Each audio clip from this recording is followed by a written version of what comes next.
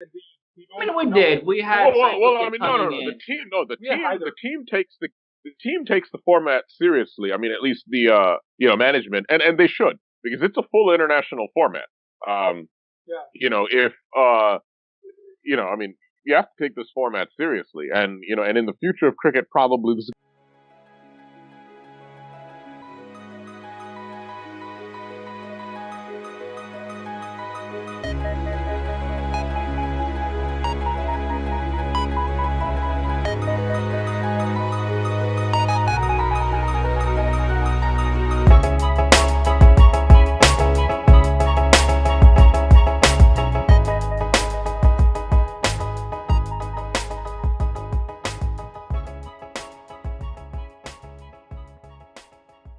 Alright, guys, so this is the 25th episode of The Yorker.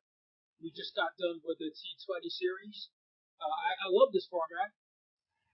I know Rinat, Alfie, they love the test format more. For me, it's the ODI, and I like the T20s as well, because I think a lot of things are riding on your performance. Even if you're from a non-test playing team, like after this time, well, now they play tests, but before that, even if they weren't playing tests, anyone performing well, they can make money all around the world by virtue of their T20 performance. So, and it's just 20 overs is compact, but it hurts that we lost. There was a game this morning, Eastern time, and we bottled it. It was up and down game, but Rinat, would you make of the decider this morning? I thought it was one of the most entertaining games I've seen in the recent times, and I don't necessarily mean it in a good way, but it was sort of crazy when it started with I think what was his name, the player, the opener for Evan Lewis. Oh, no, right. But Evan Lewis, he started with like holy smokes, Right. as good as anyone can be. I was basically watching stick cricket when he was batting. So. Yeah, it was pretty crazy. Yeah. And then we got back. Riyadh had a great comeback, and then our rest of our bowlers also caught up. The total, I thought, was a very good total. We defended. We restricted them into, and then we started extremely well. But again, for Bangladesh, like you're never sure as a Bangladeshi fan until they do the Cobra dance or victory lap.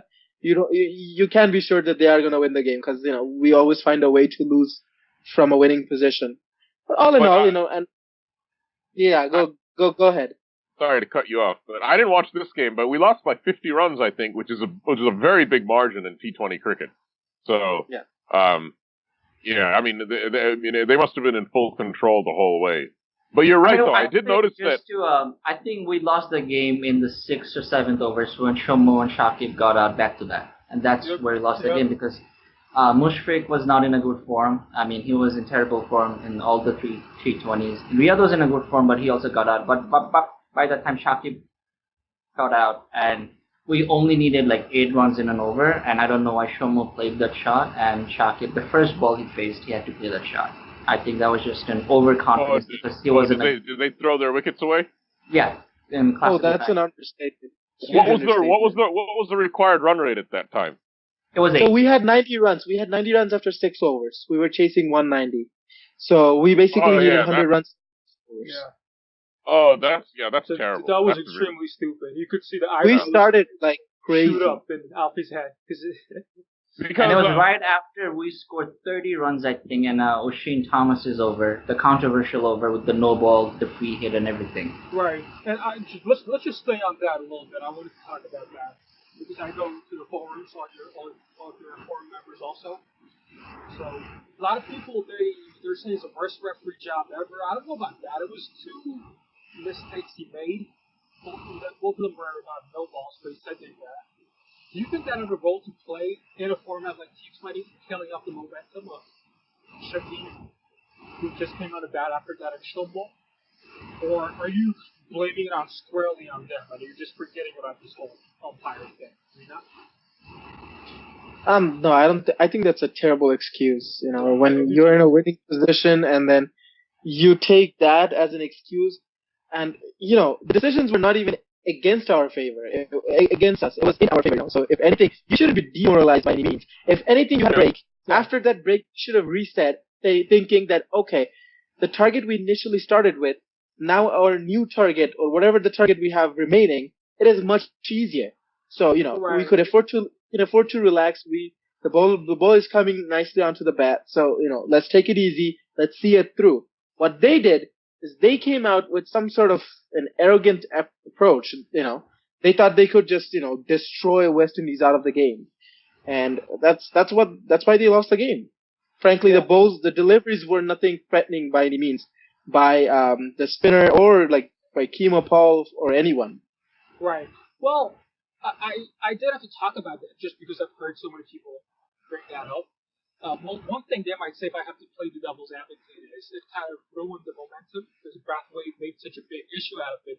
It was high-level drama for anyone who saw it. It was kind of reminded everyone of the Nita Haas trophy when Shaki put it to forfeit. So at one point, I actually thought the way Brathwaite was gesturing to both of the umpires that they're going to forfeit the match. But then they came back and they regrouped in their huddle. Brathwaite was explaining something to all of his guys. And I think that was our chance to say, okay, we got some runs on the board, so the next time the game resumes, we're going to take it really easy, like Rinat said. But we, for some reason, wanted to go at the same pace before this whole hiatus, the controversy thing happened, which I think was wrong. And then we couldn't keep that up. And how about Lito? Lito was amazing again as a blinder of the innings. Too bad he couldn't continue, but this guy, I mean, he's turning out to be a specialist because his figures are much better in T20. Any of you guys want to chime in on that? Or you feel differently? I mean, I think so because I think he shines in T20 because if you look at his ODI average, I think it's in the low 20s. So is his Test average after 20 plus innings, which is not good for a player of his caliber because he was averaging 50 plus in our list on our first class cricket. So, but in T20s, I think he played 17 or 18 games. He already had 250s, and also he had another one in last night as well. So I think this format suits him, but he needs to know because one more thing is we're scored, as Rinat says, 90 out of the first 6 overs. You tend to score the first 6 overs, and then you kind of play your balls then you don't, because then the field spreads.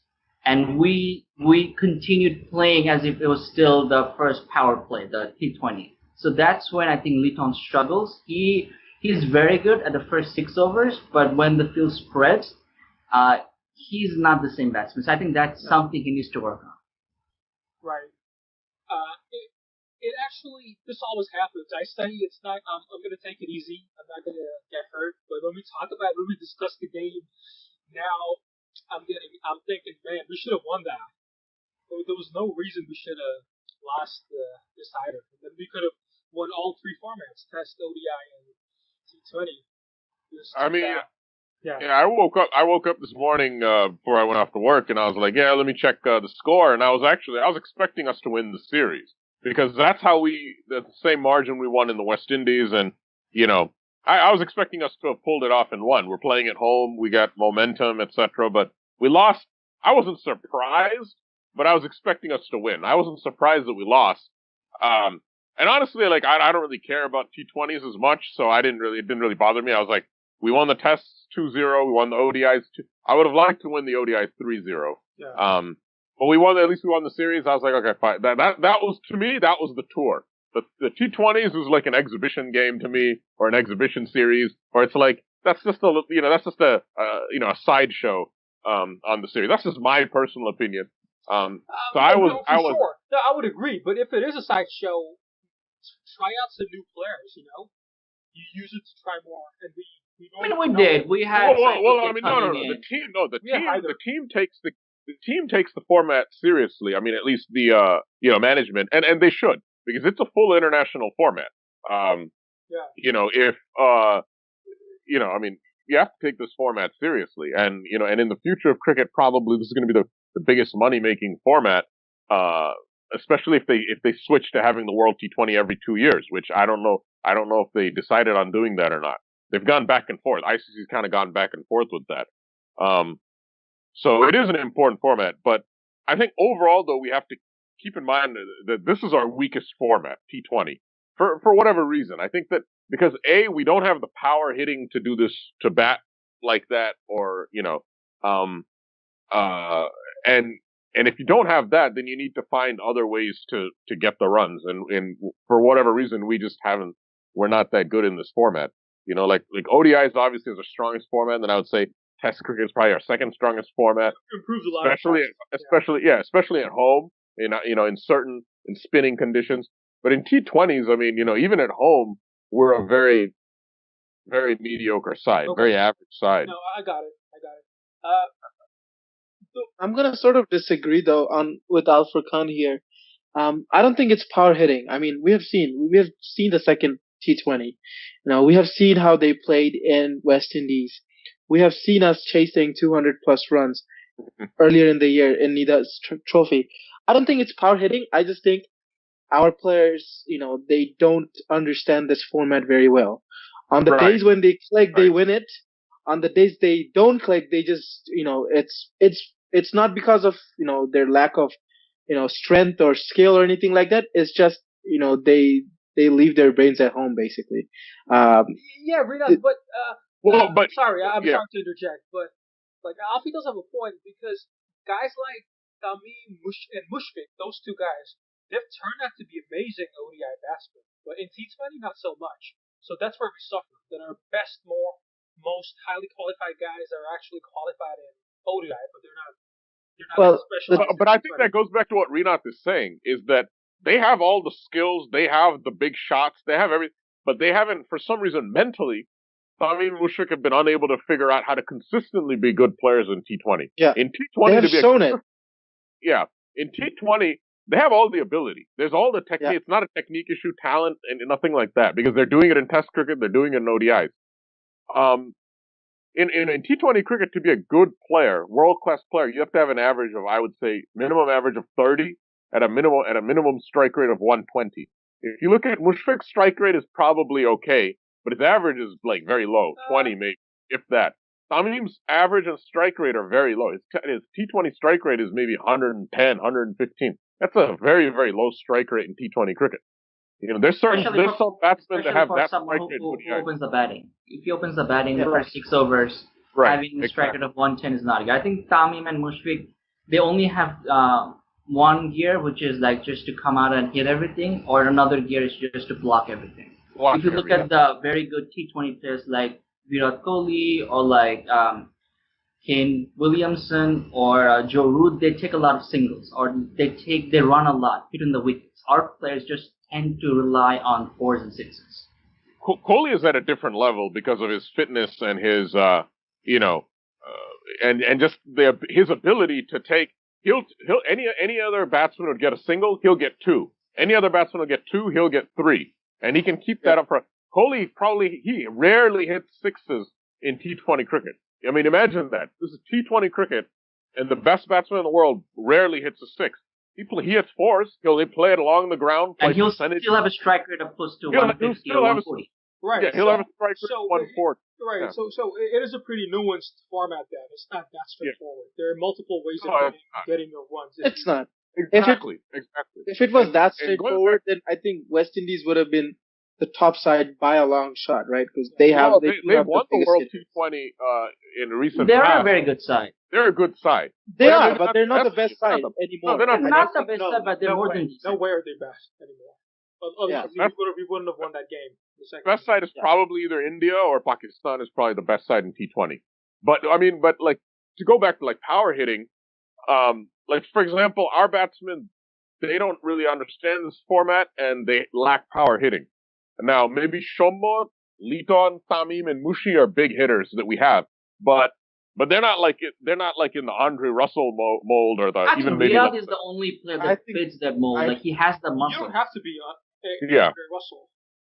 You don't have to be, no. But I was comparing with Afghanistan. Like Afghanistan batsmen also don't understand like how to play. Like what Rinat was saying that our batsmen they don't really know how to play the format. I totally agree. Bangladesh batsmen don't really know how to play this format. Maybe with the possible exception of Riyad.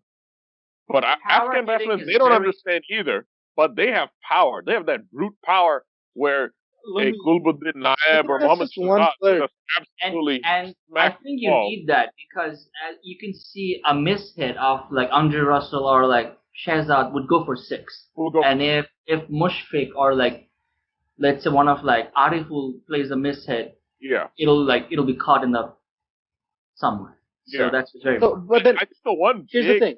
force player we had was maybe Ziaur Rahman way back in the day, but Yeah. he might be the closest thing we had to like a big power hitter. And Yeah. I was hoping But he was too tight though. You I was need to be fluid, right? yeah. I mean, he's not a very good batsman, but like I think he had the muscle. I was hoping Saifuddin would be a player like that. I don't know. Maybe he still can. He's a very young player.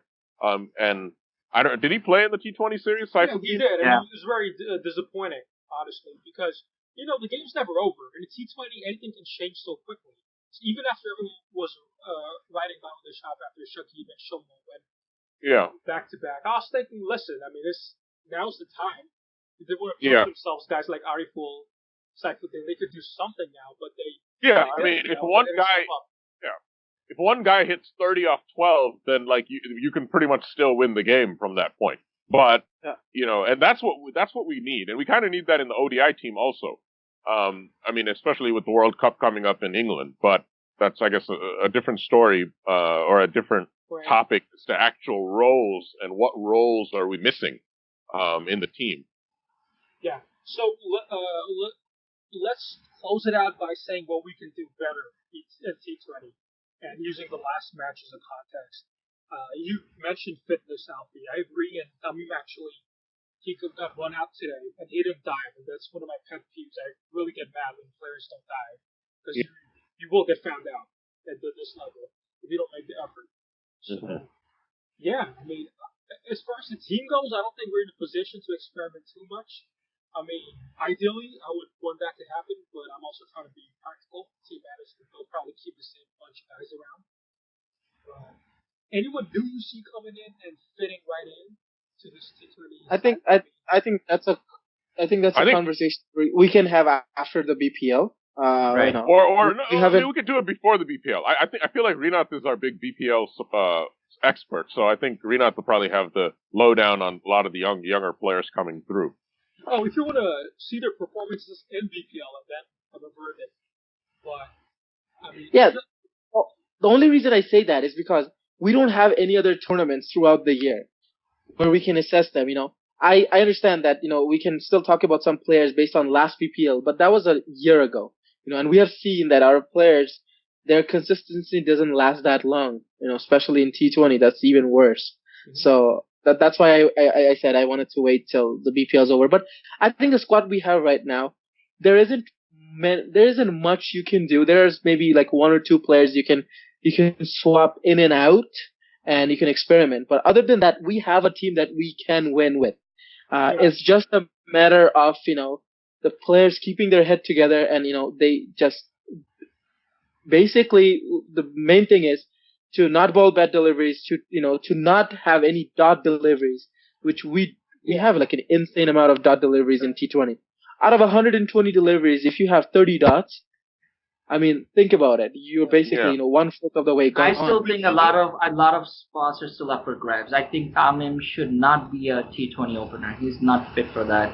I think that spot and Ariful at number 6 or 7 and Saifuddin. I think those 3 spots. Someone like Midas should not be in T20. He's not a power hitter, and his spin is not also effective. Maybe at home he can bowl at 4 overs and be cheap, but I think those are the sort of players, and that's why I think in BPL we should get some young players who can come and swap for Tamim or play at number 6 or number 7.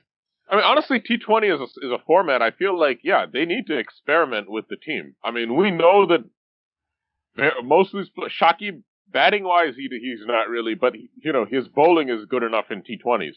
But Tamim, maybe even Mushfiq, they're not so good that they should have that they we could sub them for a young player and just keep working on it until you find players that are decent at this format. Something I learned from this T20 from these 3 games is that in T20 bowling's much less important than batting. Batting takes all. Because Yeah. I was beginning to rate some of her bowling guys like Hyder, even Miraz, because there's plenty of guys out there who do want to give them a chance at T20. So I was rating the couple of good spells that they had. But then again, for the majority of the part, it didn't really matter. The batters just overpowered them. And the thing is, we could have been able to do the same, but for some reason, and I was going to ask you this, who do we blame then for this loss? What do we ask Shakib, Mushi, and Shomo for those shots that they played, and because they didn't take it easy after their good start? Does the blame really fall on them, or? I'm going to cut you off, and I'm sorry. I just wanted to say I don't agree that bowlers are less important, because honestly, if this bowling attack had one effective leg spinner, there would have been if you had huge someone like Rashid Khan, for example. Yeah. So Rashid Khan is a difference in any side in the world right now. If he walks into any side, he will constantly change the whole dimension of that whole 11. Okay? So I don't agree that bowlers are less important. They are very important. What we're seeing in our team basically is Bangladesh bowlers are Bangladesh bowlers are shit, and they're unable. Our batsman has to win us a game. But if you look at every other team right now, literally every other team from South Africa, from New Zealand, I don't know, West Indies, not West. Yeah, it's you need that bowler, that magic bowler, which was Fizz for us. But this year Fizz had a bad series, very bad series. I mean, he had a good second game. He had a reasonable game. I think he had one or two bad. I mean, he's going to have bad. He's going to have this T20 one over where you go for 15 or 18 runs. Pretty much is going to ruin that entire match for you. So that's going to happen. And you're bowling in T20. Yeah, but I mean that kind of goes into what I was saying. That if that happens, then few bowlers every game they get overs like that. That it's kind of batting dominating bowling, and your batters have to bail you out every time. Problem with Fizz is his economy this year has been over 10 for the entire year. So that's kind of high. If you look very high. If our best bowler has an economy of 10 plus for the entire year, not just one series, I wouldn't have talked about it if it was just like 3 games or 2 games, 4 games. It was the entire year. His economy is over 10, and I understand he is the highest wicket taker in the side, but at the same time, I would rather he took half the wickets with half the economy. I think that would have been more effective, because if he creates pressure, those other bowlers would have picked up those wickets anyways. So.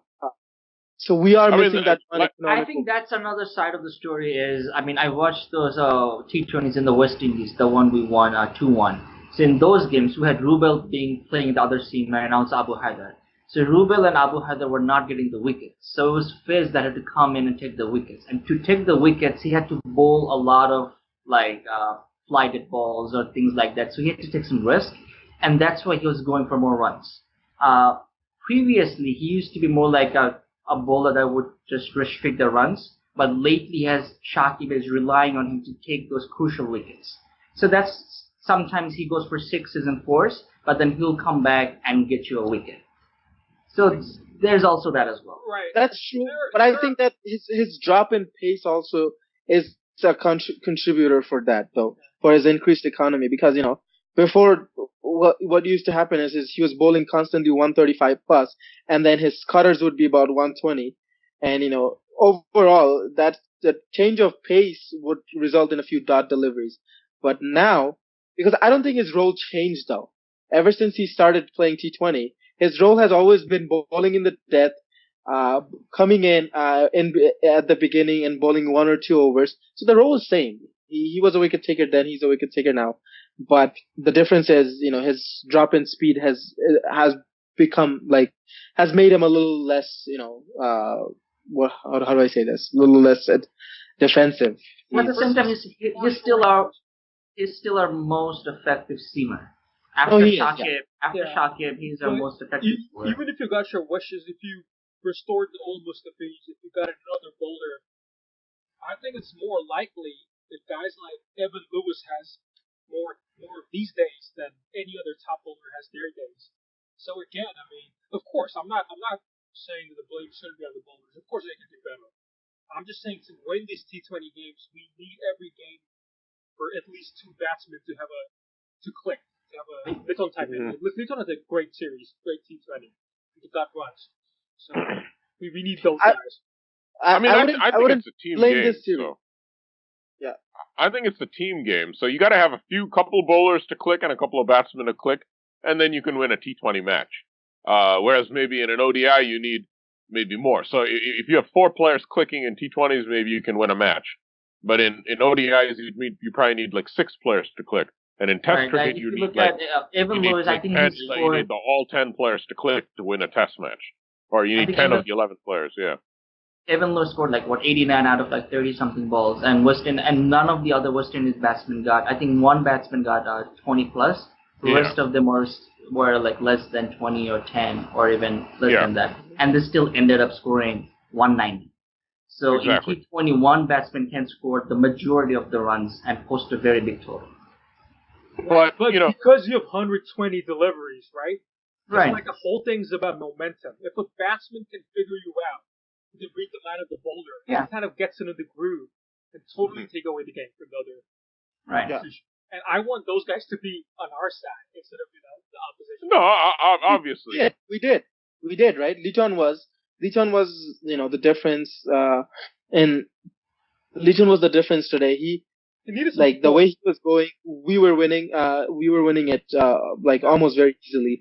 The last game, it was Shakib, it was Riyad. They totally took the game away. So it's happening. I guess we just need this to happen more frequently from our batsmen. Right. Yeah. Cool. So I think that does it. Really hurt again. I said I wasn't going to be hurt, but when you talk about it, these memories come back. But we'll get them next time. Whoever we were playing in T20, we're improving too. In this format, it's just like we're improving in tests and ODI. We're being good now for a couple years now, ever since 2015. So thanks for watching, guys. We'll see you in the next one. And thanks for being here, guys. Welcome back. Peace out. Thanks. All right.